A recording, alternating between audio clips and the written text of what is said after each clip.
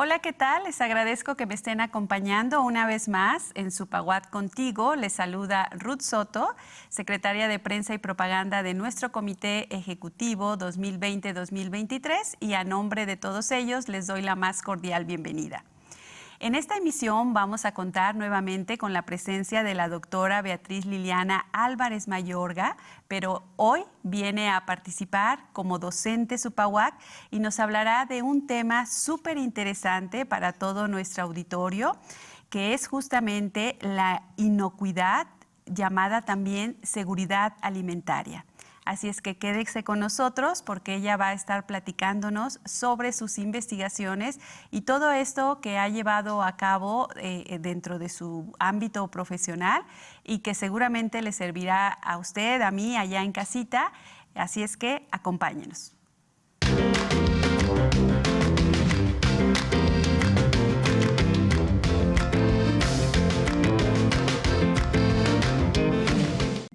Tengo el gusto de recibir una vez más a la doctora Beatriz Álvarez Mayorga, pero el día de hoy viene a acompañarnos como docente Supaguat y quiero mencionarles que nos va a platicar de un tema que una servidora conoce poco, pero que ella nos va a ilustrar porque su formación, como en algún momento les comentaba, pues ella es química y para ello viene a hablarnos y a platicarnos sobre inocuidad o seguridad alimentaria. Ya nos dirá Betty de qué va. Nada más quiero mencionarles para que la recuerden también que ella pues es profesora en la Facultad de Química y cuenta con una maestría en Ciencia y Tecnología de los Alimentos en el área justamente de inocuidad microbiana y pues ya ha terminado sus estudios de doctorado en Ciencias Biológicas, también por la Facultad de Ciencias Naturales, con terminación en Nutrición Humana, y ha realizado investigación sobre la producción y caracterización de proteínas recombinantes humanas. Tiene además reconocimiento al perfil PRODET y cuenta con diversas publicaciones en revistas tanto nacionales como internacionales y también ha publicado trabajos en congresos nacionales e internacionales. Nuevamente, Betty, te doy la más cordial bienvenida. ¿Cómo estás? Gracias, muy bien, Ruth, muchas gracias. Pues sí, efectivamente, esa es mi trayectoria. Mi maestría es de hace 25 años. Entonces, esos últimos 25 años han sido trabajar esta línea de inocuidad microbiana. Y ahorita, bueno, el doctorado que recién terminé los créditos, todavía soy candidata a doctor. Me falta el pequeño paso de obtener el grado, ¿verdad? Es en la línea de nutrición humana y muchas veces pueden pensar, ¿y por qué el cambio, no? No es propiamente un cambio, finalmente es, digamos, una evolución, ¿no? Cuando yo estudié la maestría en inocuidad microbiana, sí, digo, todo finalmente es un origen. Sin embargo, la biología molecular iniciaba. Entonces, muchos fundamentos de biología molecular tienen que ver con microorganismos. Entonces, este constante trabajo en el área, además de la tecnología de alimentos, porque mi línea de investigación de inocuidad microbiana siempre ha estado muy enfocada y muy relacionada, casi todos los proyectos que hemos realizado, con industrias. Entonces la tecnología de alimentos ahí está. Tenemos un reto muy fuerte porque si bien es cierto que ahorita lo que le llamamos alimentos procesados está muy satanizado, ¿no? Y perdemos un poco el tema de que pues la sopa que hago en mi casa y es un alimento procesado. Entonces este vínculo entre la tecnología de alimentos me llevó a emplear un poco más, ¿no? Y esta parte de la nutrición donde hablamos ahora de tecnologías de recombinantes, pues tenía yo el fundamento microbiológico, digamos, ¿no? Entonces como un complemento a todo lo que he venido haciendo a lo largo de todos estos años. Pues muchísimas felicidades, Betty, porque sí es un salto, pero que al final logras combinar Sí. con tu área profesional. Para nuestro auditorio que desconoce, al igual que yo, primero cuéntanos a qué se refiere la inocuidad alimentaria. En palabras sencillas, ¿cómo podríamos comprenderlo? Claro, yo siempre les digo a mis alumnos, cuando les digo inocuidad, ¿qué es lo que se imagina, no? Con una palabra lo podríamos decir como un alimento seguro. es decir, un alimento que no me va a causar daño al consumirlo. Entonces, la inocuidad de los alimentos incluye protección tanto de peligros físicos, químicos o biológicos. Entonces, yo me he especializado en los peligros biológicos o microbiológicos, ¿no? Entonces, es la inocuidad microbiana. Es decir, producir alimentos que no me vayan a causar daño, ya sea porque contengan un peligro físico, una partícula de una piedra, una espina, un trozo de hueso, un vidrio, ¿no? Quizá no me causen una enfermedad, pero sí un daño, ¿no? Romperse una muela con una piedra no es despreciable. En los frijolitos, En los frijoles, por ejemplo, que seguro a ¿no? muchos nos ha pasado. Claro, ¿no? Un trozo de hueso en la carne, ¿no? Ese es un peligro físico. Un peligro químico, pues el abuso de algunos aditivos alimentarios, ¿no? Que es donde viene la satanización. Toxinas, por ejemplo, propias de los mismos alimentos, ¿no? Toxinas en pescados, en los hongos comestibles que confundimos y no son comestibles, ¿no? Residuos de pesticidas, de plaguicidas, ¿no? Y a lo que yo me he enfocado más, que son los peligros microbiológicos, pues todos aquellos microorganismos que pueden estar presentes en los alimentos, que no lo alteran, o sea, el alimento va a estar organolépticamente aceptable, apetitoso, y me puede causar una enfermedad, ya sea gastrointestinal o incluso hay algunos microorganismos que pueden causar enfermedades a nivel sistema nervioso, por ejemplo, ¿no? Wow, es muy interesante saber esto porque a veces como que no se hace uno consciente de esos pequeños microorganismos que pueden dañar nuestro cuerpo, ¿verdad? De hecho, ese es el gran problema en la inocuidad microbiana, ¿no? Que nosotros estamos ante algo que no vemos. Y es muy común que escuchemos que hubo un brote de una enfermedad por un alimento en mal estado, por un alimento echado a perder. El que causó la enfermedad no fue el que deteriora el alimento. O sea, si yo de alguna manera pudiera asegurar que solo está el que lo echa a perder, la probabilidad de enfermarme sería muy baja, porque los que causan la enfermedad no deterioran el alimento. Lo que sí es cierto es que, bueno, si el que causa el deterioro tuvo la posibilidad de entrar, también la tuvo el patógeno. Entonces ahí, bueno, ya es una alerta, si el alimento está deteriorado, pues la probabilidad de comérmelo también disminuye. El problema es cuando no está deteriorado, ¿no? Un alimento en un servicio de buffet que ya se preparó con muchas horas de anticipación, está a temperatura ambiente, se contaminó con algún patógeno, yo lo ingiero y puedo tener una enfermedad y el alimento estaba en perfectas condiciones sensoriales, ¿no? Qué susto, qué Sí, susto, pero ahora que hablas de que puede producir una enfermedad, mi siguiente pregunta iba en torno a eso. ¿Qué enfermedades están asociadas al consumo de este tipo de alimentos, Betty? Básicamente cuando hablamos en el contexto de la inocuidad microbiana, hablamos de ETAs, enfermedades transmisibles por alimentos, ¿no? Transmitidas por alimentos. Las más comunes son enfermedades gastrointestinales, ¿no? Diarreas, vómitos, náuseas, que va asociado con dolor de cabeza, fatiga, dolores musculares. Sin embargo, hay otros microorganismos que pueden producir toxinas tan letales como el botulismo, por ejemplo, ¿no?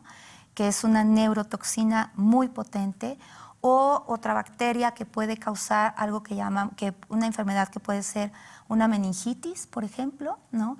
Que es muy lejano que lo asociemos al consumo de alimentos, ¿no? Entonces, hay diversas.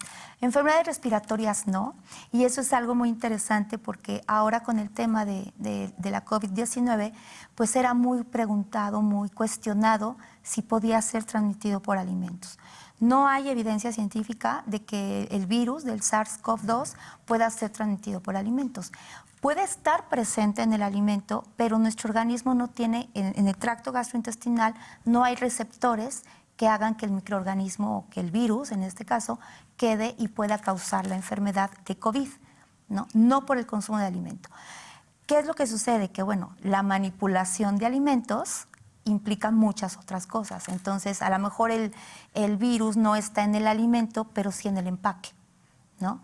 En la superficie, en las manos. Entonces, todas estas prácticas sanitarias y prácticas higiénicas que ahorita hemos estado aplicando, yo, si pudiera tener ahorita las estadísticas, yo estoy segura, quizá abuso un poco del lenguaje, pero yo creo que puede haber una disminución en la estadística de las enfermedades transmitidas por alimentos, porque estamos haciendo lo que teníamos que hacer siempre, ¿no? O sea, vamos al supermercado, tomamos la carne cruda que trae patógenos por la naturaleza y la pongo encima de la caja de galletas, por ejemplo, ¿no? Y llego a mi casa y ordinariamente no lo desinfectaba. Entonces ya se contaminó, hubo lo que le llamamos contaminación cruzada, ¿no? Ahora lo desinfecto no por la posible salmonela que yo crea que estaba en la carne cruda, sino por el virus. El temor al contagio, ¿no? ¿Verdad? Pero bueno, eso nos está llevando y ojalá de verdad se nos queden esta práctica, esta cultura de higiene, ¿no? Y podamos tener, si quizá cada uno de nosotros recapitulamos y vemos este año, quizá decimos, de verdad, normalmente tengo, que no es normal, pero lo normalizamos, tengo 2 o 3 episodios de diarrea al año y ahora no lo he tenido. Qué raro, ¿no? Por esta limpieza. Porque hemos tenido unas prácticas que deberíamos de haber tenido desde siempre y que ahora las estamos aplicando, ¿no? Lavado de manos frecuente, desinfección de superficies, menos contacto, ¿no? Los niños en la escuela era muy común que nos llegaran con enfermedades gastrointestinales porque comparten el lunch, porque toman del mismo vaso, la cucharita, etcétera, ¿no? Sí. Betty, y en este sentido, ¿qué sectores de la población tienen más riesgo de ser afectados por el consumo de este tipo de alimentos? En la mayoría de las enfermedades transmitidas por alimentos, aunque hay patógenos que tienen mayor, son todavía más potencialmente peligrosos en ciertos sectores, es lo que llamamos nosotros la población hipersensible. En el contexto epidemiológico, esta población hipersensible son menores de 6 años, quienes están en proceso de adquirir sus fuerzas, sus defensas, su sistema inmunológico reforzado. Mayores de 60, ¿no? También ya vamos de regreso con el sistema inmunológico. Mujeres embarazadas no están enfermas, no se alivian de nada, pero su sistema inmunológico está comprometido con su producto. Entonces, una mujer embarazada, pues dentro de los cuidados que debe de tener, también es no consumir productos, por ejemplo, quesos elaborados con leche no pasteurizada, verduras que son quizás regadas con aguas negras, ensaladas que no estamos seguros si se desinfectaron adecuadamente, ¿no? Personas que tengan comprometido el sistema inmunológico por alguna quimioterapia, radioterapia, personas con el virus de inmunodeficiencia, trasplantes, quien haya recibido. Es decir, cualquier persona, un hospitalizado, así sea por una fractura de dedo, el solo hecho de estar en un sitio donde está expuesto a una diversidad de agentes patógenos, el organismo responde, ¿no? Comprometiendo el sistema inmunológico. Y eso es muy fácil de demostrar. A veces tenemos una gripa y a veces cursa con una diarrea. Entonces, ¿qué pasa? Que llega el virus que me va a causar la gripe y entonces una bacteria oportunista que estaba ahí medio tratando de combatir, ¿no? Que entre el sistema inmunológico y la bacteria patógena estaba controlada. Pero llega otro agente patógeno, el sistema inmunológico se compromete y el oportunista aprovecha. ¿No? Entonces, si también recapitulamos un poco, a veces cursan al mismo tiempo ese tipo de enfermedades, ¿no? Sí, sí, bueno, yo se los dije a nuestro amable auditorio que íbamos a tener toda una cátedra súper interesante aquí de la doctora Betty.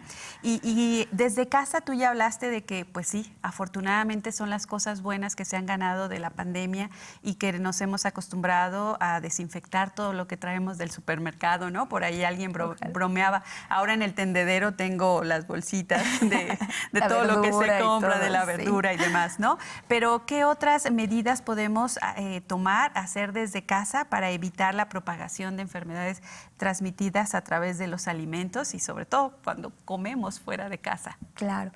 Dentro de los esquemas de inocuidad o de inocuidad alimentaria están 4 puntos importantes. Es lavar, cocinar, separar y enfriar.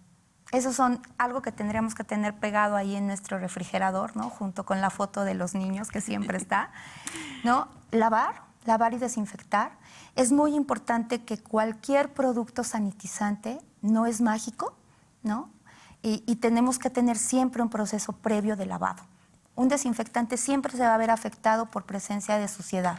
¿Y qué es la suciedad? Materia orgánica o inorgánica. Entonces, estos famosos geles de alcohol, cuando surgió el boom, cuando la epidemia de influenza, se abusó un poco del lenguaje y entonces decían es un sustituto del lavado de manos. Pero si las manos están sucias, el alcohol al 70%, que es muy efectivo como desinfectante, no va a surtir el efecto correcto. Entonces es muy común ver, por ejemplo, todas las mamás traían en su bolsa colgando. Entonces andaba el niño en el restaurante, venía del área de juegos y le ponían el gel y hasta lodito salía, pero la mamá ya se sentía. ¿Qué podemos hacer si de verdad no hay agua para tener un previo lavado? Con el mismo gel, con una servilleta de papel, nos quitamos ese gel que sirvió de lavado y aplicamos nuevamente para que ahora sí tenga un efecto desinfectante. Y en la casa hay muchas prácticas en la cocina que como cultura todavía, uno de los más importantes que nos propicia esta contaminación cruzada, que es el mayor de los problemas en las cocinas, en las casas, es el famoso trapito de la cocina, ¿no?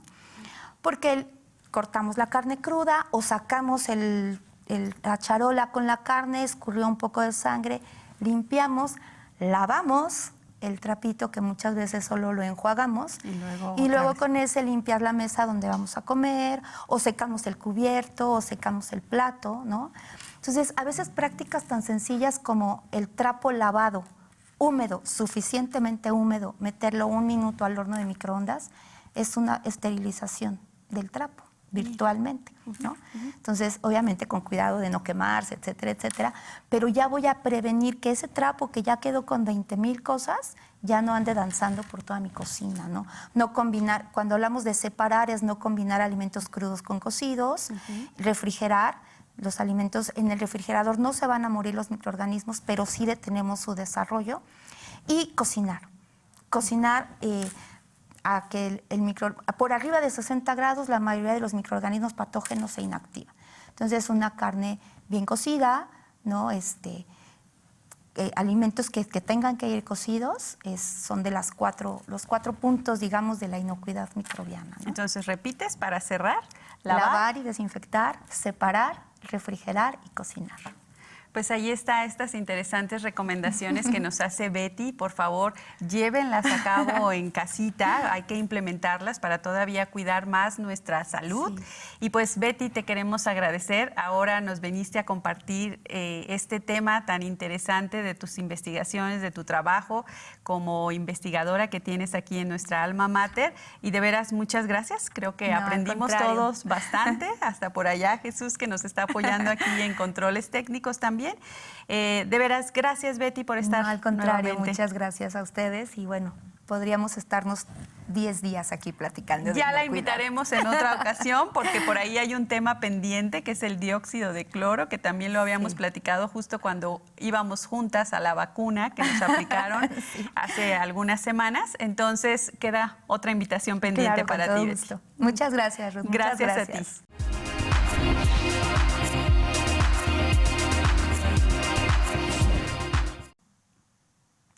Pues ha sido muy grato escuchar de verdad toda esta información que nos ha compartido la doctora Betty.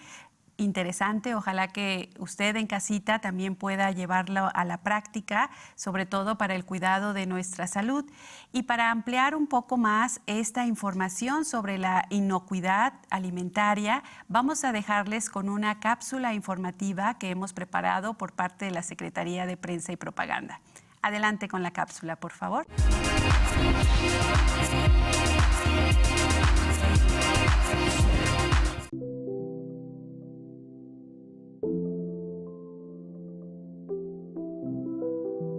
Los alimentos que consumimos diariamente son potenciales medios de transporte de microorganismos u otros productos químicos nocivos para nuestra salud. Por ello, es importante que la calidad de toda la comida que consumimos sea la óptima.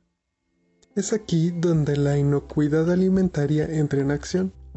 Esta se define como la garantía de que un producto alimenticio no causará daño al consumidor cuando éste se prepare o sea ingerido. Lo anterior significa que todo lo que comemos deberá estar libre de agentes patógenos. La importancia de la inocuidad alimentaria radica en que de ella depende que las personas gocen de salud y puedan desarrollarse plenamente como seres humanos. Además de que los alimentos contaminados pueden causar más de 200 enfermedades entre aquellos que los llegan a consumir, desde una simple diarrea hasta algún tipo de cáncer. Estimaciones hechas por la Organización Mundial de la Salud señalan que casi 1 de cada 10 personas en el mundo se enferma después de comer alimentos contaminados. Y casi 1/3 de todas las muertes por enfermedades de transmisión alimentaria se producen en niños menores de 5 años. Debido a todas las consecuencias negativas ya señaladas, la industria y el Estado deberán ser responsables de establecer protocolos de funcionamiento, así como sanciones y lineamientos generales que sirvan para evitar la manufactura de alimentos en mal estado o que tengan altas cantidades de microorganismos nocivos. La importancia de este tema llega al punto que la ONU, en conjunto con la OMS, decide declarar el 7 de junio de cada año como el Día Mundial de la Inocuidad de los Alimentos. Con esta conmemoración se busca hacer conciencia entre la población e inspirar acciones gubernamentales, desde la industria y desde la propia sociedad, para ayudar a prevenir, detectar y gestionar los riesgos transmitidos por los alimentos, para así contribuir a la seguridad alimentaria, la salud humana, la prosperidad económica, la agricultura, el acceso al mercado, el turismo y el desarrollo sostenible de todos los países alrededor del mundo.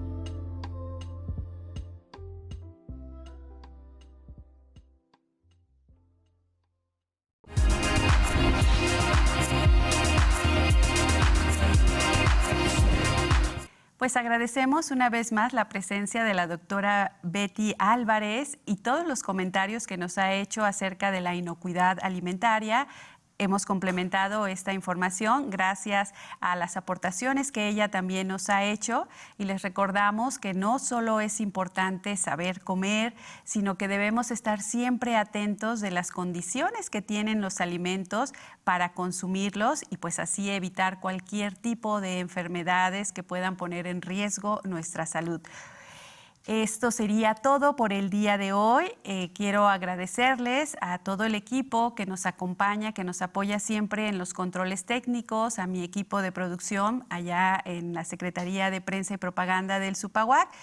Me despido recordándoles nuestras redes sociales para que nos acompañen y nos escuchen. Tenemos muchos contenidos también por parte de las otras secretarías, las actividades, todos los cursos que se están llevando a cabo dentro del sindicato. Supaguac, Guacro, es nuestra red en la que nos puede consultar a través de Facebook, de Instagram, de Pinterest y también en un canal de YouTube titulado de la misma manera. Les agradezco y les recuerdo que Supaguac sigue contigo. Se despide de usted Ruth Soto. Hasta la próxima.